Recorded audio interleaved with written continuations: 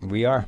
And well, I think you're live, but just give it just a second to finish sending out. I Okay. get a ping back from YouTube here and we'll be good to go. I just have to wait for YouTube to tell me. Uh, well, yeah, now we're definitely good. Go Definitely ahead. live. Sorry. All right.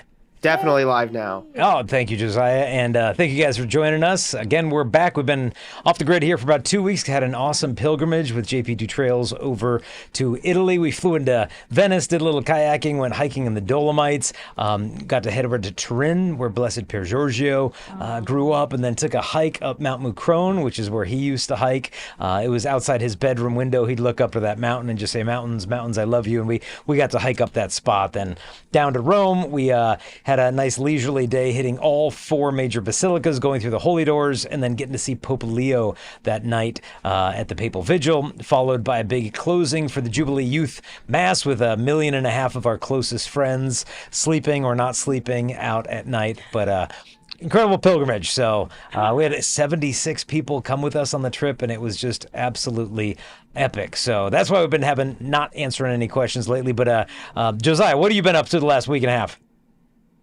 I've been up to, normal Steubenville life. I ride my bicycle around. I hang out at the cigar lounge with the guys. I go get the firecracker wings at the Harp and Habit. They're Hey, amazing. are they? I'll have to try that. We're heading out there, Yeah. dumping off 2 kids to college in the next week at Steubenville, which is Oh, insane. it's been really hard. I'm not gonna lie.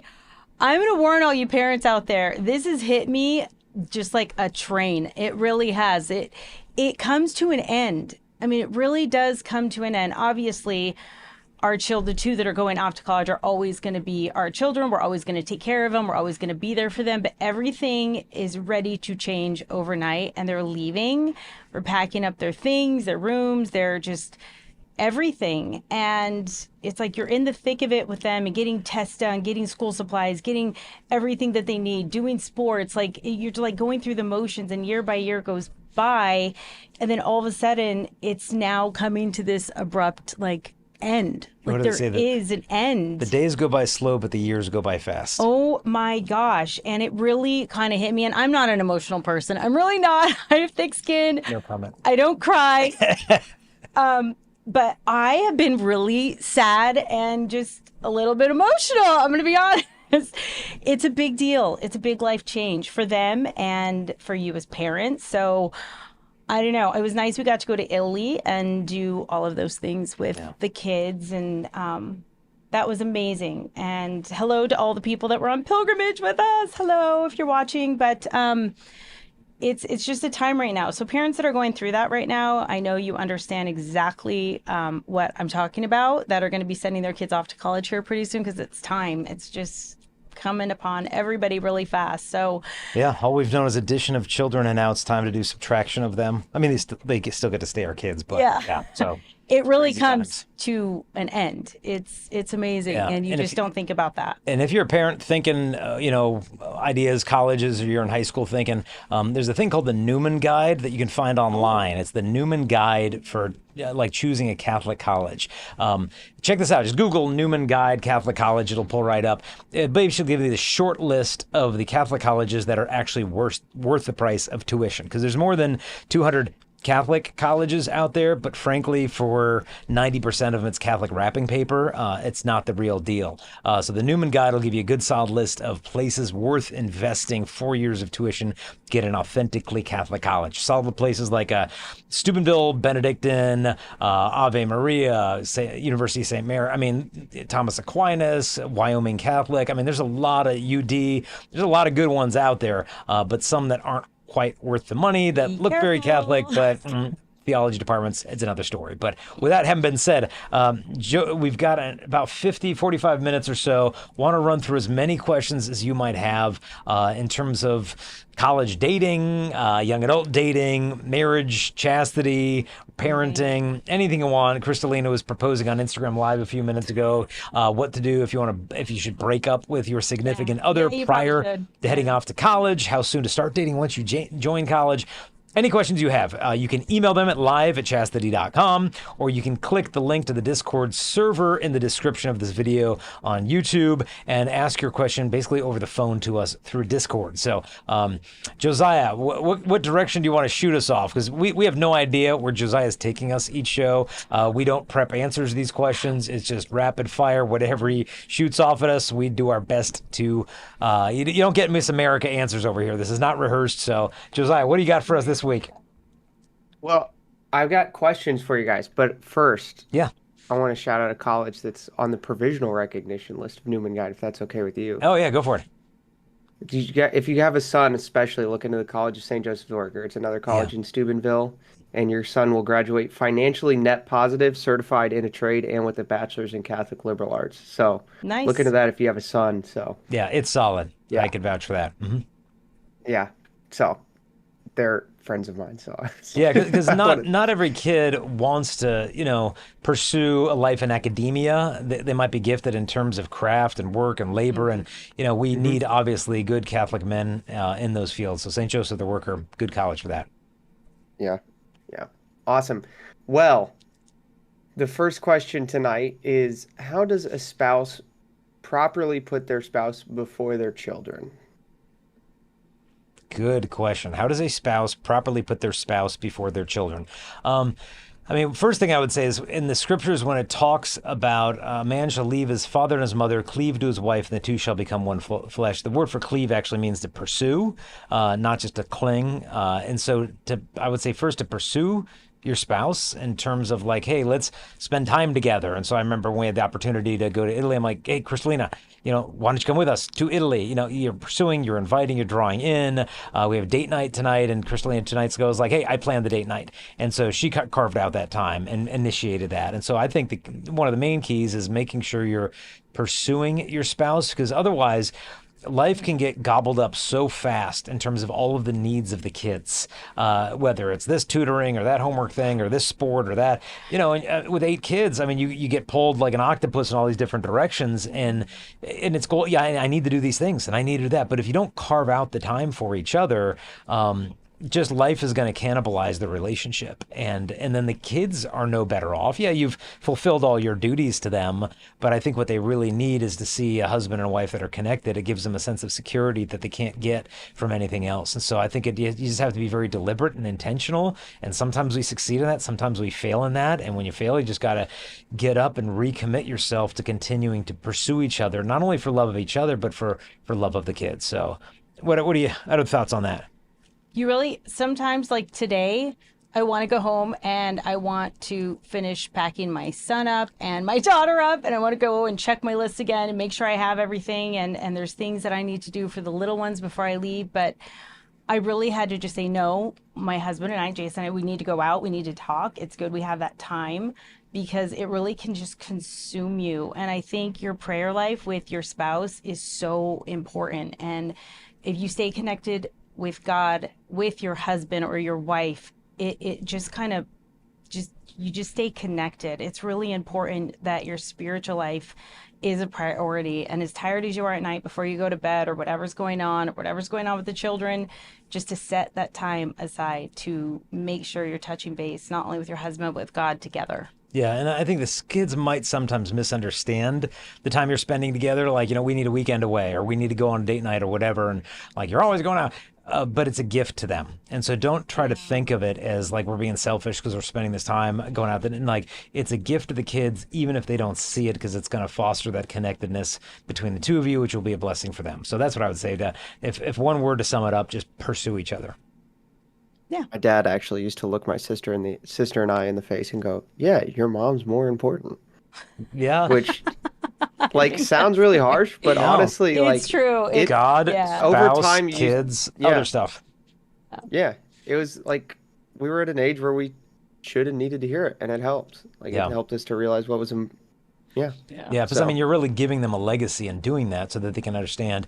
Because as our kids are heading off to college, sometimes I look back, okay, what did my parents do for us right now? Oh, they did this and they did this and they did that and they didn't do this, and it really kind of sets the tone for, okay, how much freedom do we give them? How much independence do we expect of them? Yeah. Just because I kind of saw it, and that's kind of like the barometer that I use for going forward. And I think in the same respect, they're going to look at how mom and dad loved each other. And they're going to expect that in future relationships. And obviously, it's tough when you come from a family where your parents didn't have a lot of connectedness and you feel like, man, I'm kind of shooting in the dark here. Where do I even begin? It'd be good time right now to do a little shout out. Joey Pontarelli is a guy who does a lot of work with us at Chastity Project. He has a ministry called Restored and a whole podcast named Restored. And the idea is basically helping people that came from broken families not to repeat the cycle of their own family's dysfunction in their future vocations, and not to throw in the towel and thinking, oh, my parents' relationship was a dumpster fire. I don't even want to get married because it's just going to end up a mess. Like, you don't have to live out of that wound. You don't have to live out of that despair. So just check out Joey's stuff. He's got a lot of great content. Awesome stuff, guys. That was good. As a teenager, what's the best way to show people the gifts of chastity and encourage them to live it without pushing it down their throat? I want them to see the fruit and the wonders of the things the church stands for, but people are often standoffish. Yeah, I mean, I think the key word is you're showing it by living it. Per Giorgio Frassati, we got to spend a lot of time walking in his footsteps on our pilgrimage, and they said that he had this explosive laughter about him. They would just burst into laughter, just this explosive joy, which is really the fruit of his innocence and his purity. In fact, his spiritual director said, I think this was in 1923, so Per Giorgio had been, around 23 years old then.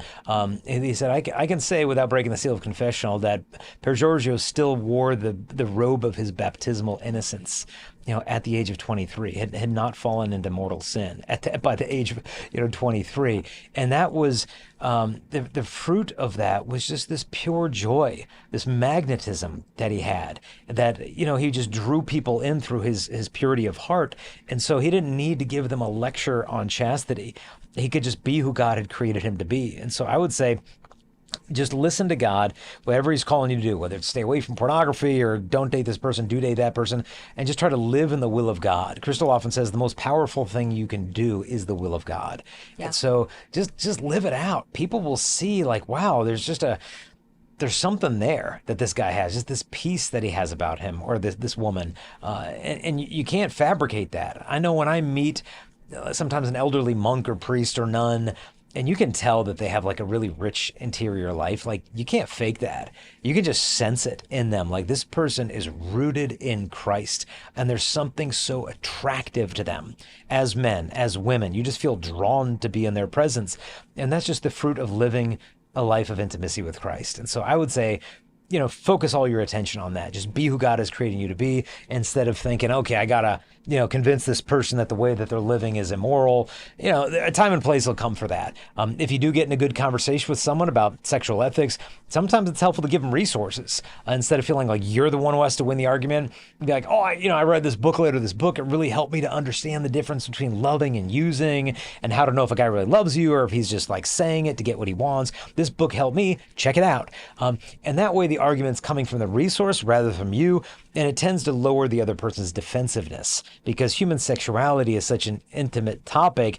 You really need to trust someone to give you any advice on that. And so sometimes if you're giving them a resource, they might receive it more willingly. So any other thoughts on how to promote the message of chastity as a high school student to your peers without being kind of overbearing? So I went to a school of 3,000, high school of 3,000 students. Yeah. Mm-hmm. And there was this one girl out of all of them that just stood out to everybody, and she wouldn't drink. She wasn't going to the parties, and any time that she just maybe did go, she didn't do anything. And I remember I actually envied her. I wanted to be her, and going up against all those people and sometimes ridicule, but actually she was quite popular. And I remember I actually envied her, the fact that she was so strong and she stood up against all of the temptations and all of any ridicule and anything else. But everybody had a lot of respect for her, and I will never forget her. And her name was actually Crystal. Oh. But you used to give her a heart. Didn't you used to mock her? And oh, I did. Yeah. But secretly, I totally envied her. Like, I just knew she wasn't coming to school on Monday, putting a mask on and just like feeling disgusting and hating herself inside for what she did over the weekend. Like, she probably could just go to school happy and go lucky, and she walked. You could see her innocence.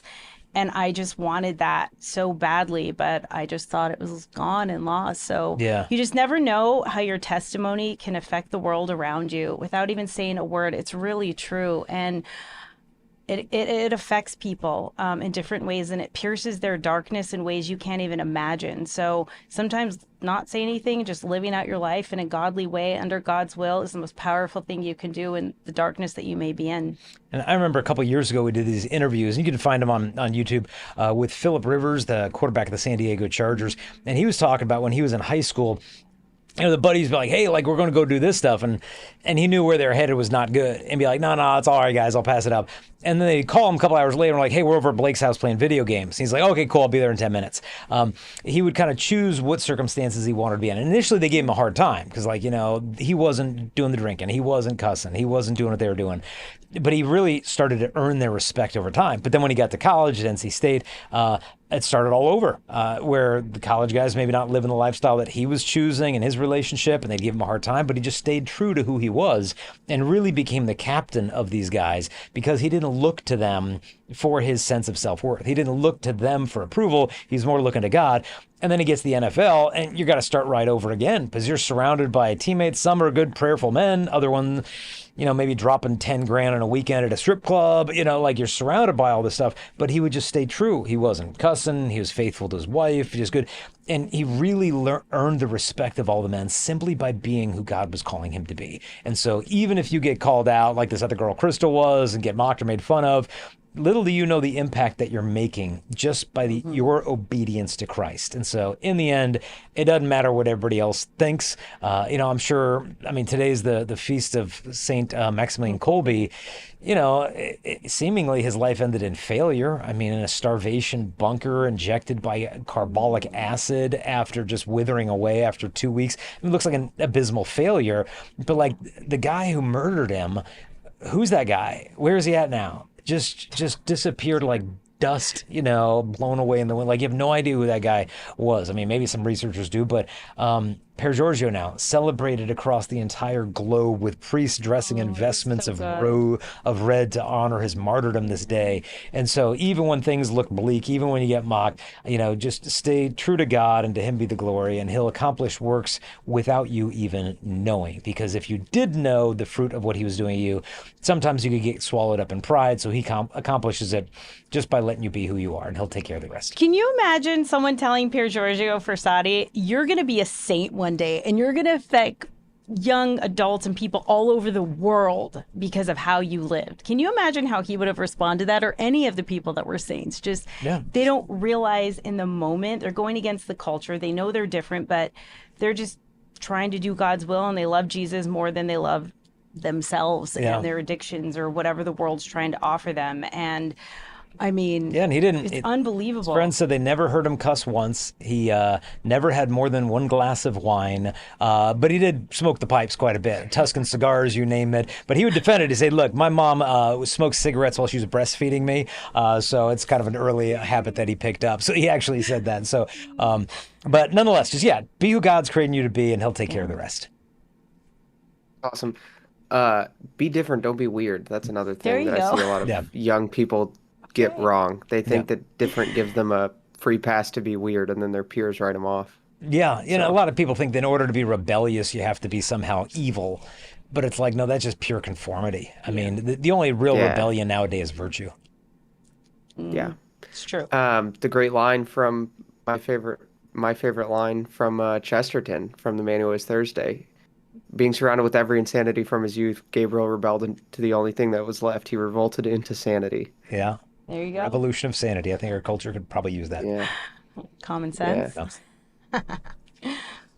I have a question, because this is kind of semi in the news right now.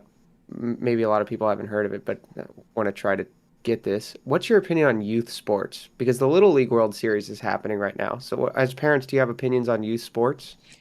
Yeah, for one, it can be an excellent opportunity for teaching discipline, virtue, hard work, father-son bonding, mother-daughter bonding. There's so many great things about youth sports. I've coached countless seasons of Little League Baseball. I've coached basketball. I've caddied for my son's golf tournament a couple weekends ago. Like, I love sports, and yesterday my son and I had a daddy day and we got to go surfing together at a surf park. It was awesome. In So Arizona. yeah, really cool surf park. Had to put that out there. Really legit awesome. Bring This your place is board. amazing, though. It was cool. So, I'm all into sports as a school of virtue. That having been said, you do have to draw the line sometimes. Like our, freshman son wanted to be on the high school soccer team this year. And so we looked into the schedule, talked to the coach, and he said, well, this is varsity soccer. So it's next level. And most of these kids have cars. They can come to practice. And we looked at the schedule. It was 49 practices or games in the span of 2 months, 40 minutes away from our house, and each engagement was 2 hours apiece. So with commute, it's like you're talking 3.5 hours per night, 49 days out of about 60. And it's just like, no, it ain't happening. And my son's like, but all my friends are on the team and da-da-da-da-da. And it's just like, dude, this would be a great sport a year from now when you have a driver's license. And if you want to stay out till practice till 10 o'clock at night on the other side of town, we could discuss it then. But the amount of family time that would just be cannibalized by this, we got to draw the line here. But like, hey, let's do some golf tournaments. Let's do some other stuff. So to me, you just got to know where to draw the line in the sand, that it should bring you together as a family, help them grow in virtue, as opposed to dividing you in the family. We're like, man, I don't even remember last time we had a family dinner. Then it's like, this is infringing, it's encroaching. And I know a lot of people that love their sports, but you get into travel baseball, the girls getting into level 5 gymnastics, this, that. It's like, holy cow, like this is eating everything up. And, maybe the kid's got a dream to be a professional in that sport. And then you've really got to discern, okay, is this the route we want to go through? He wants to get that full ride scholarship, and you have to talk and discuss it as a family. And it may be one decision for one family that has 1 or 2 kids, and then another decision for a family that has 8, and everybody wants to run off in different directions. You never see each other again. So those are my thoughts. No, Jason's been very good about sports and Little League, and I've supported him in all of that, but just this time was a no, and that was good. We could be on that together. So that's another reason, like, the more we're on the same page and we agree on things, it's easier to run our household. So, and when you don't agree, it's easier for your relationship as well, because when you're not connected, you're not spending that time together, you're not taking the time away from the kids and making sure you're having conversations other than sports and bills and households and everything else. Like, it's just good you're connected, because it ties into all the other family life. Because my son really wanted to do it, and it would have been an easy way for us to be divided, because I really wanted him to, but it really did make more sense. He shouldn't have done it. So there are limits to everything. So there we go. Awesome. We got a kind of a long question here. I couldn't figure out how to summarize it, but this lady sounds like she could use some help. So I'll go ahead and read most of this. My 14-year-old daughter is starting 8th grade. Her father and I divorced about 6 years ago.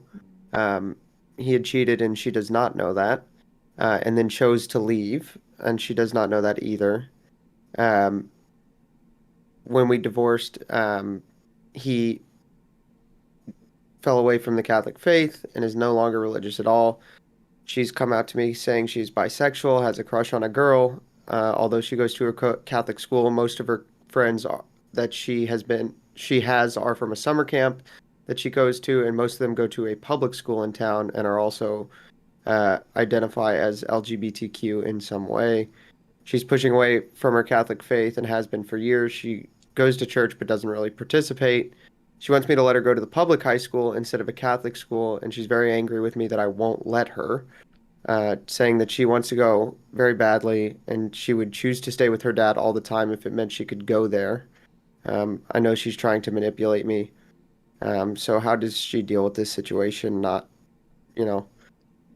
pushing her daughter away, but also not letting her go to school, a public school that's going to support the LGBTQ stuff. Yeah. No, I mean, this is a tough one. A couple of fronts that I'd approach it from.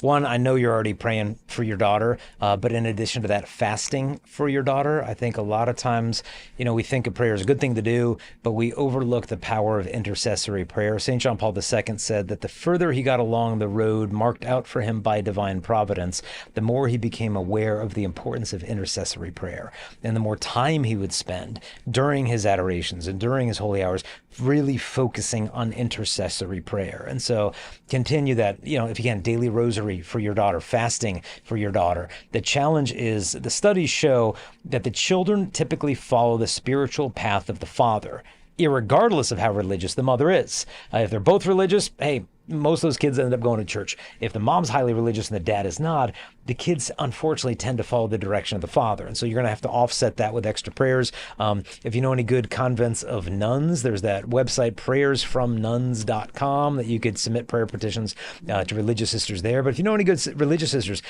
give them your ex-husband's name, give them your daughter's name, and hey, could you please help me and join me in storming heaven for them? And so those are some spiritual strategies. Always want to put those first.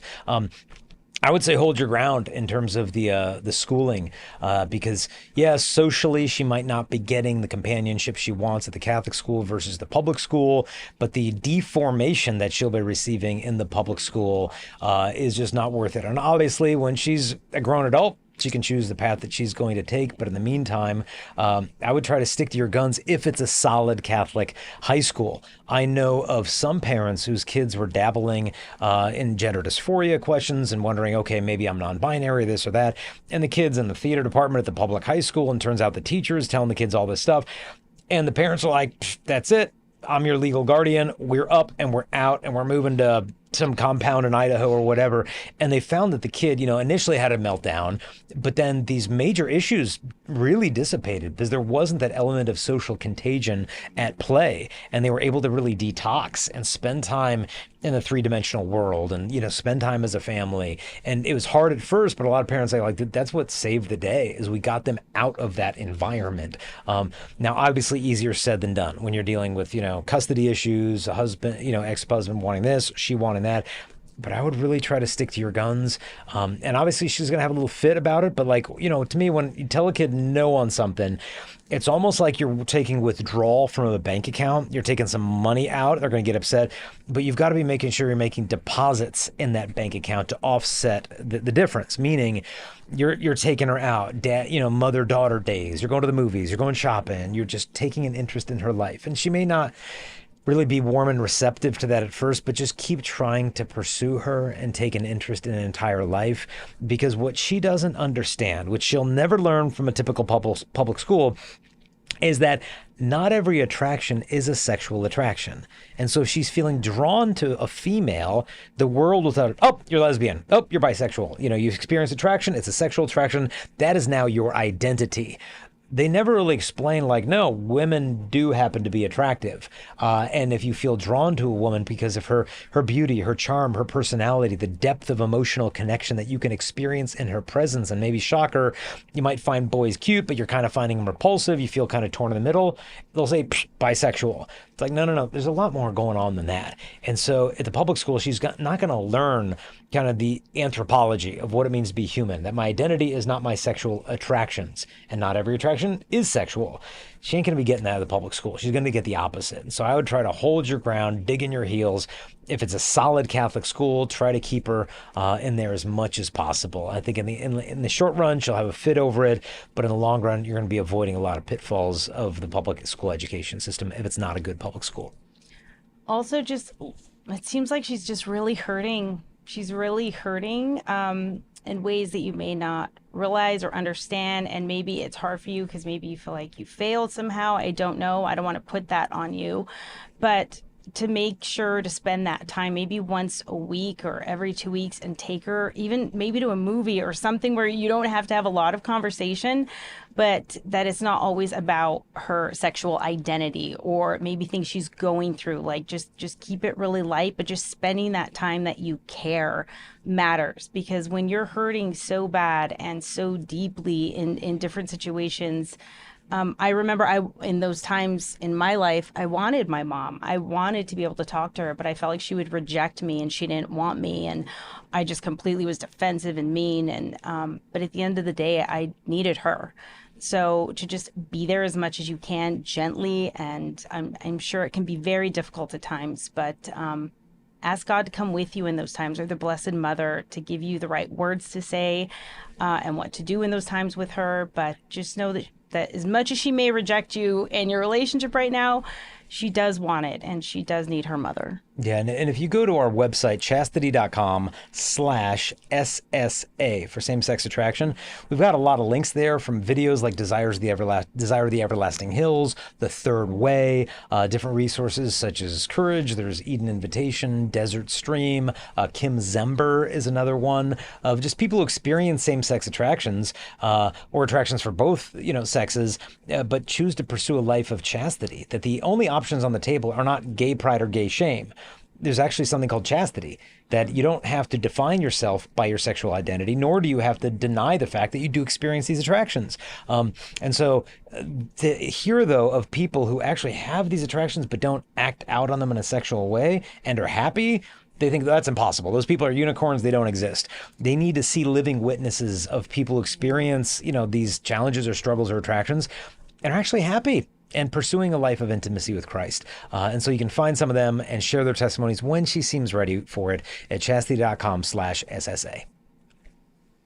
Good advice. Also, we talked about this before. I don't know that anybody talks about this enough, especially for parents with teenagers going through this stuff. And this is not a judgment, but you're probably not as aware of as you should be of what she's watching online, what kind of content she's into, what kind of YouTube videos she's watching.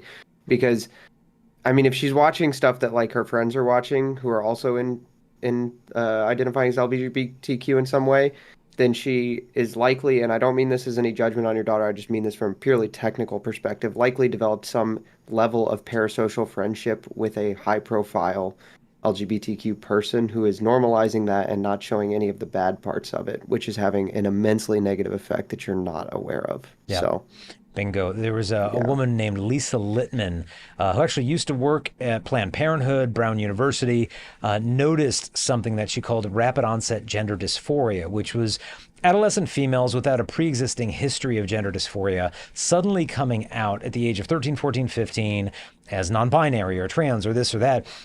And she said there was a template that it was typically a pod of adolescent females, typically at a public school, who spent an inordinate amount of time on social media, typically didn't have a history of romantic relationships, that all of a sudden one comes out, the next comes out, then 3, 4, 5, 6, 7, 8, 9.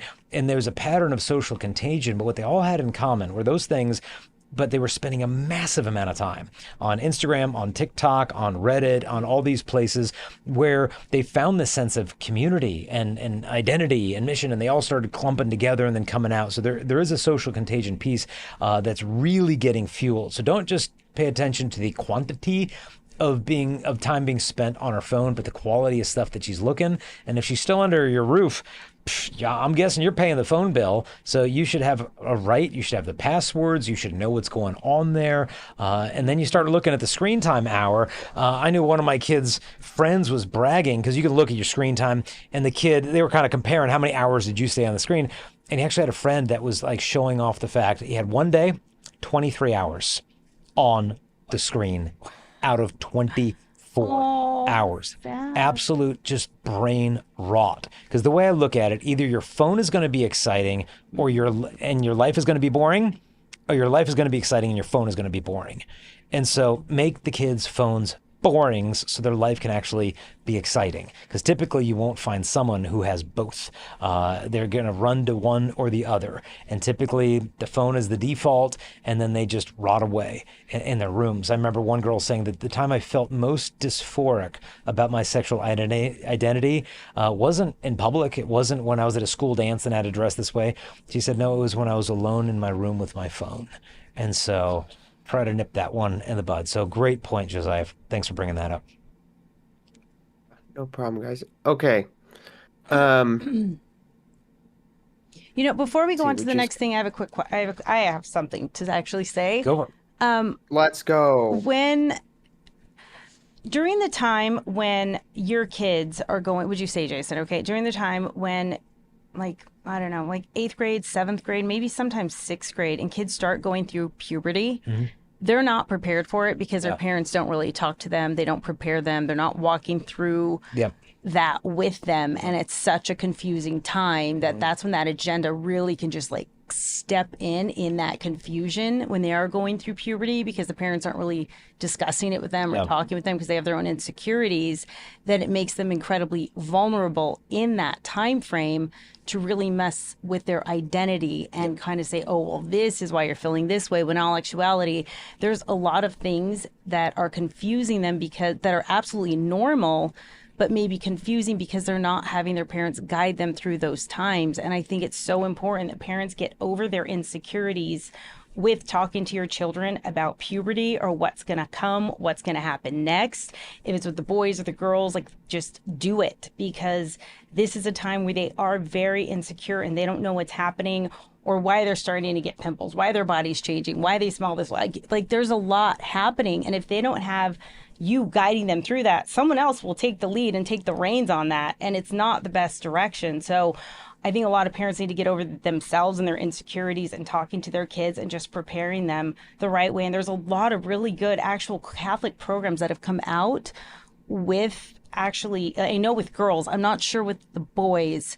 And I saw it on EWTN, but I don't know the name of it. So we can put it in the post later, but I will literally find out if you're interested what that is. But it's, I think, very important. The parents take the lead. Yeah, one I'd recommend for the mother-daughter, Natural Womanhood is the name of a website and a ministry where they created a program for mothers of preteen girls to go through and explain what's about to happen to your body and how these changes. Because when parents don't explain it, I mean, I've talked to women like, yeah, like, well, they say, like, when I was a girl and I had my first period, like, I thought I was dying. Like, I literally didn't know what was happening because mother didn't cover the subject. But it doesn't need to be this awkward, gross, conversation. Be like, the beauty of womanhood, what's unfolding and how she's blooming. And so Natural Womanhood does a really good and reverent job of explaining that and facilitating that connection between mother-daughter. Because like Crystal said, when that doesn't happen, I know of one woman who had experienced a lot of gender dysphoria growing up. And she said, honestly, I didn't feel like the dysphoria healed until she said, I had a baby and I breastfed the baby. And I thought like, wow, I have a pretty awesome body that I'm able to grow a human being and feed it with my body. And she, for the first time at the age of, who knows, 20 or 30 something, finally felt a sense of wonder for her own body instead of just, what a nuisance these periods are. And, oh, I just hate my legs. I hate this in my hips. I hate that. And I hate that. Like to be able to look at their body in awe and wonder. And so I think it's important that parents are able to facilitate that sense of a healthy wonder in their children's own sexuality instead of contorting it like Planned Parenthood is going to do. Yeah, to teach them how to have self-care and walk them through not only puberty, but also the self-care of their bodies. Because a lot of teens and young adults or like 7th, 8th graders, they have no idea what they're doing. They have to be taught. And I think some parents just assume, well, they know. They're going to know. But, well, how will they know? Yeah, Because they're on their phone, they'll know. That's how they'll figure it out. and that's where you don't want them to look. So if they have a question, they can talk to you, and you're not going to make a big deal out of it, or just kind of matter of fact, or at least maybe you're screaming inside, and it's like, I can't believe he's asking me this, but you have to just come across like, just hey, it's not a big deal. I don't know. Part of the authenticity of it all. So Just saying. good stuff. Next one. Great stuff, guys. Bum, bum, bum, bum. I think we'll go with this question. We asked this question last week, but I said I'd ask it again this week. Or 2 weeks ago with Joey, I said I'd ask it again this week. This is from a woman who's been married to her husband for 20 years. He's struggling with pornography, and she's effectively given him an ultimatum to get help Good. and be honest about all the times that he's falling and what he's doing. His covenant eyes, and he does have covenant eyes. He's doing all the things to fix himself and heal the marriage, but she's having trouble trusting him. Because every time before he's fallen and lied about the fall and broke the trust. So Yeah. What advice do you guys have for that? First resource I'd recommend is bloomforcatholicwomen.com. So bloom, like a flower blooms, for Catholicwomen.com is a great website for women addressing the reality of sexual betrayal trauma. That when a man turns to pornography, it cuts her deeply at the core. And for him to gaslight her and be like, no, I'm not actually doing it, or, I could be worse. It's not an actual, mistress. I'm not going to strip clubs. I don't want a prostitute. Like, it's just every guy does it. And when he just loads on all that kind of gaslighting, it invalidates all the wounds that he's causing to his own marriage. I mean, it's a pretty blunt analogy, but when a father gets hooked on porn, it's a spiritual vasectomy.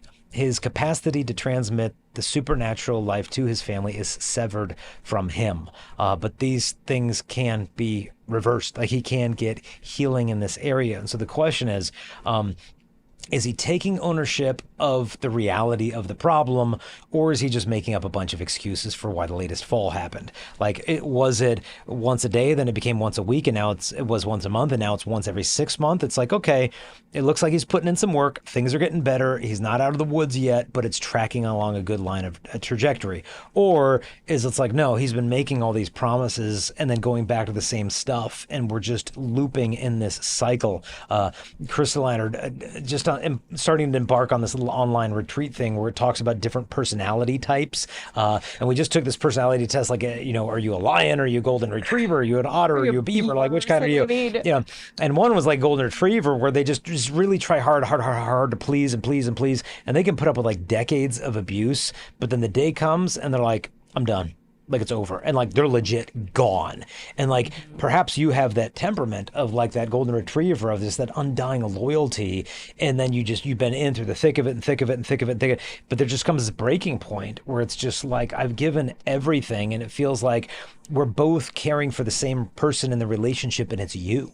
It's like, I just feel like I'm alone in my own marriage. And so sometimes when it comes to pornography addiction, like alcohol addiction, sometimes the person doesn't get the help they need until they lose their job, until they actually hit rock bottom, and they can realize, like, holy cow, what did I do? Because as long as she puts up with it, they say boundaries without consequences is just a form of nagging. And so if you say no more porn or else, and then he goes back to the porn, and there's really nothing else that happens, he just assumes, well, I guess I can get away with it one more time. But so I think it's good that you're giving an ultimatum. I think it's good you're putting a line in the sand. Like, look, you can have your pixels, or you can have a person, but you can't have both. And so you got to make up your mind, honey. I'm here. I'm invested. I'll go to the counseling with you. We'll work it out. I will forgive you. I will gradually learn to trust you as you earn that trust. But I'm in, and if you're in, let's go. But if not, don't drag me along. Continue to make 10,000 promises you're going to break. And so is he getting the counseling he needs? If not, I'd recommend the work of like Dr. Peter Kloponis, Steve Picorni. One is Integrity Restored. The other one is called Freedom Coaching, where he could get an actual licensed counselor, mentor he's answering to. And how's it going this week? Well, I had another slip up. Okay, when did you mess up? Were you bored, lonely, angry, anger? I was angry. Okay, why do you turn to this when you get angry? Let's go down to the roots and find the healing there. So I'd recommend the work of, like I said, Dr. Peter Kloponis, Kleponis, at Integrity Restored, Steve Picorni with Freedom Coaching, I think it's .net. Look into that stuff and make sure he's really doing his work, because you don't want to throw in the towel. You've invested so much in this marriage. The question is he willing to fight for this marriage, or is he just making up more excuses? And so good for you for drawing a line in the sand. And hopefully some of those resources between Integrity Restored, Freedom Coaching, and Bloom for Catholic Women will give you some resources for your own healing and support, which you need. Take care of you. Make sure you've got your sisterhood. Make sure you've got your psychological and emotional support, because it's a desert that you're going through right now of the intimacy that you dreamed that you'd have with your husband being robbed of you, and wondering, will God ever restore these years that the locusts have eaten? That's a scriptural reference. Just praying that God would restore all these years that have been lost from this plague of pornography. So know that you're in our prayers, but that's my rapid fire responsive resources. What do you have to say? I'll make it fast. We're almost done, but Oh no, take your time. I think your marriage counseling is very important. that you have someone once a week, and maybe intensive in the beginning, of having accountability within your marriage, that not only you're holding up to your boundaries, but that he's also respecting them, and that there's someone with eyes, like that third party that is really watching and keeping an eye and seeing the progress and seeing where the falls are at. Because all of these apps and all of these things are incredibly good, and he needs his own separate counseling. But I think having a marriage counselor together would be very good and very ideal for both of you. And I don't think many... Because you don't always have to be the bad guy in like withholding those boundaries. Sorry. Oh, no, that's fine. I think men have a hard time understanding the emotional connection with pornography that the wives feel betrayed by, because to him, it's so impersonal. It's so cold. He can't emotionally care for the woman in the pornography, because if he actually did, he wouldn't use her. You know, I mean, she could be sex trafficked right now. He has to block that humanity out in order to crop in on the body parts. Whereas for the wife, it's like, I feel like there's another woman in our bedroom. You know, I feel like there's this extra companion you're running to for fulfillment, because I'm apparently not enough for you. And that just cuts her deeply at the core. And to him, it's like, you're kind of overreacting. I mean, if you're looking at porn, I don't care. It's like he just doesn't get it. And so that's what Chris is saying, like, get the counseling. And if he's not willing to go to counseling with you, that's a whole other topic. At least go for yourself. Yeah, so your for counselor sure. can validate what you're feeling instead of the invalidation that you're getting from the excuses, which hopefully he's not throwing at you, and hopefully he's taking ownership and wanting to move forward. But it's not enough to promise to move forward. The actions have to speak louder than the words. Cool. All right, last question. This is Okay. another repeat, Okay. but I think I did it on purpose. So, Okay. how do I keep from romanticizing new girls my age I meet? I know each woman is a gift, and putting them as a gift, and God is putting them in my life for a reason. But sometimes within minutes of meeting a new beautiful woman, I wonder if this is the woman God wants for me, or how to start a relationship with her. Simply not a long-term feeling that I've dismissed this as a possibility. Is this normal? I'm not really looking for somebody right now. I don't want to be overly dismissive of God trying to put somebody in my life. Joey and I made a point to look dead into the camera and go, it's normal. No, I would say you're a total freak of nature, and you shouldn't be experiencing this at all. No, no, no, They can soundbite that. Yeah, Just that's, like, look at it. "What's There's the reason ever?" I mean, Short shadow band anyway. Okay. There's a short for you, Josiah. hello. No, I think a lot of man. people think the answer to this is to kind of like shut that down, you know, get it in check, kid. You know, I would say, thank God that Lord, thank you for giving me this burning, aching desire to find someone to whom I can make a total life-giving gift of myself to. Like, I just feel like I've got this heart. I have so much love I want to give. And the fact that you're just bubbling with this desire to make a gift of yourself is so healthy and good. I mean, think about the opposite of that. It's terrifying to be so shut down and afraid to give and afraid to receive. I mean, that'd be a terrifying place to be. So when you see a beautiful woman, thank God for her. You could pray Psalm 84, how lovely is your dwelling place, Lord mighty God. You could say, heaven and earth are full of your glory, where you're recognizing that her beauty is God's glory. And you're thanking him. You're meeting him in that moment instead of getting hooked on the thing, the woman, the body, the future, because you can just get so stuck on ruminating over that it ruins it, so to speak. Instead of realizing, letting yourself be pierced by her attractiveness, thanking God for it, saying a prayer for it, and then moving on with your life. Because, you know, what are the odds that that's going to be your future wife? I don't know, 1 in 1,000.